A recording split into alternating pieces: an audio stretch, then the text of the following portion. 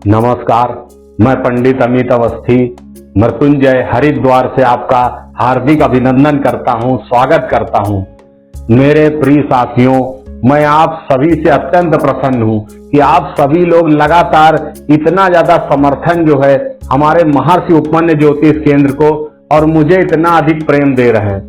इसके लिए मैं आप सभी लोगों का बहुत बहुत धन्यवाद करता हूं।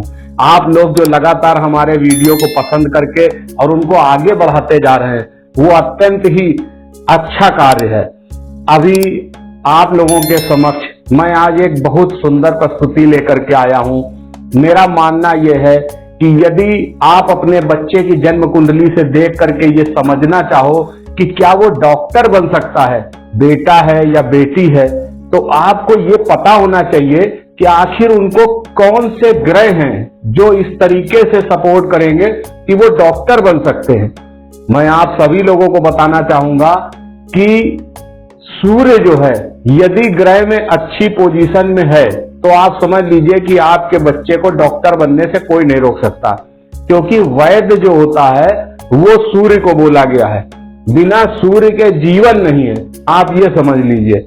तो यदि सूर्य का संबंध दशम से बनता है, एकादश से बनता है, या ये देखना पड़ेगा कि भाव तो हम और भी दूसरे हैं उससे भी समझ सकते हैं, लेकिन क्या उसकी युति या दृष्टि जो है वो अच्छे ग्रहों के साथ बन रही है, क्या उस पे गुरु बृहस्पति की दृष्टि पड़ रही है, क्या उस पे मंगल की दृष्टि है, किस तरीके की दृष्टि और कैसा समायोजन है, ये आपको समझना होगा। लेकिन डॉक्टर बनना चाह रहे हो या डॉक्टर के लिए आप सोच रहे हो आपका बच्चा बन सकता है, तो कुंडली में सूर्य का प्रबल होना अत्यंत आवश्यक है, क्योंकि यदि सूर्य खराब है तो डॉक्टर तो आप भूल जाइए।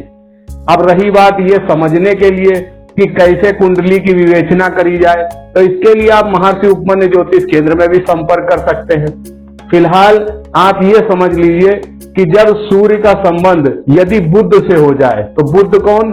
हड्डी का कारक।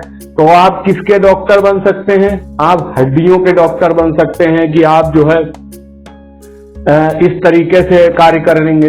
अगर आपका संबंध जो है, आपका सूर्य अच्छा है और उसका संबंध मंगल से बन जाए, तो आप रक्त से जो संबंधित होगा उसके डॉक्टर बन सकते हैं। अगर आपका संबंध जो है वो शुक्र से अच्छा बन जाए, तो आप ये समझ सकते हैं कि आप डेंटिस्ट या फिर जो है आप ये समझिए कॉस्मेटिक से रिलेटेड जो चीजें आती है, तो डेंटिस्ट जो है वो भी कॉस्मेटिक से रिलेटेड है, क्योंकि वो देखने में सुंदर होता है ना। तो सुंदरता का प्रतीक कौन है? शुक्र है। अगर शुक्र और सूर्य का ऐसा संबंध बन जाए कि आप डॉक्टर बनो, तो किस तरीके के बनोगे? तो आप या तो स्किन के बन सकते हो या फिर जो है आप डेंटिस्ट वगैरह बन सकते हो।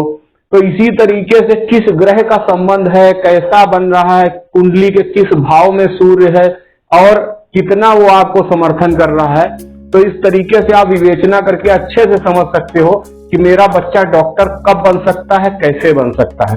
और यदि सूर्य अच्छा है तो उसको और अच्छा करिए।